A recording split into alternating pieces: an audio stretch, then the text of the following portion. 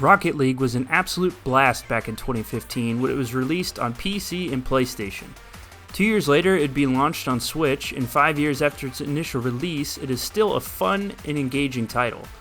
A blend of racer and sports game, this soccer type game has incredible depth and replayability for a title that was released 5 years ago.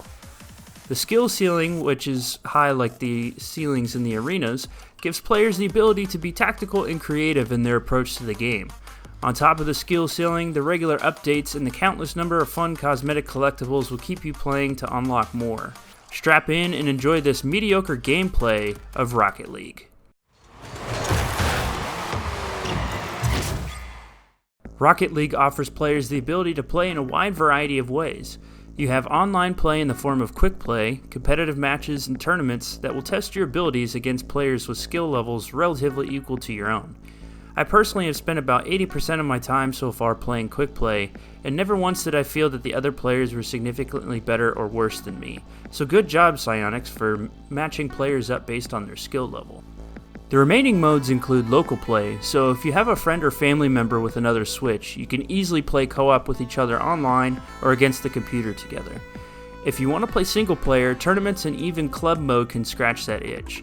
Single player can be fun when you want to play a quick match without worrying to have to jump online, and there are a multitude of different modes within single player that you could play as well.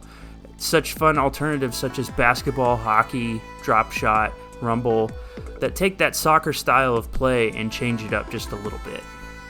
However, where I think this title shines is in the online play. This is where you're going to test your abilities and grow as a player. Like I had mentioned earlier, the skill ceiling is pretty high and there's a lot of room for growth as a player. Learning and watching from other players will teach you how to play tactically, meaning where you should be positioned on the field in order to either defend or score. You will also learn from others online how to maneuver your car in interesting ways. You can learn some pretty cool things by playing against the computer, but where the creativity comes is from the human players. It was cool to see for the first time cars floating high in the air, just using boost and making great plays and saves. What makes this version of this game a little more fun is the Mario and Samus versions of cars. These are exclusive to the Switch version of the title and partly a reason why I wanted to pick this up in the first place. Graphically, this version of Rocket League is nowhere close in comparison to PC and other consoles, but that's something that was kind of to be expected. In order for this game to be portable, the dev team had to tone back on textures and lighting effects to make it easier for the Switch hardware to handle. Some of the stages look better than others in terms of texture, lighting, and overall looks. I did find that stages that had weather effects or busy backgrounds had a tough time looking as good as others. You could turn off the weather effects by messing with the graphical settings a bit, but personally I didn't see too much of an improvement. I personally played on both the standard Switch and the Switch Lite and graphically got some interesting results. In dock mode, while playing on a 24-inch gaming PC monitor, it was decent. Textures were okay and the overall look was fine. In handheld mode on the standard Switch, textures and effects were really not that great, especially when trying to see things in the distance. For example, if I'm guarding the goal and play is on the other end of the field, the depth of field didn't look that great, and after a while it would start to kind of give me a headache.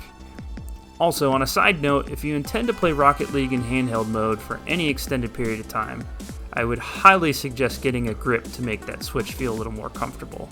That being said, it's good to have one for all kinds of gaming in handheld mode anyway. Playing in handheld on the Switch Lite, however, was surprisingly better. I later realized that it was due to the smaller screen size. You've got condensed pixels on a smaller screen, giving off the illusion of a better picture. To piggyback the graphics conversation, the audio and music of Rocket League is pretty cool. The game menus welcome you by playing some cool dance-type songs, ones that you'd probably associate with a Fast and Furious movie score, but personally I can get behind that.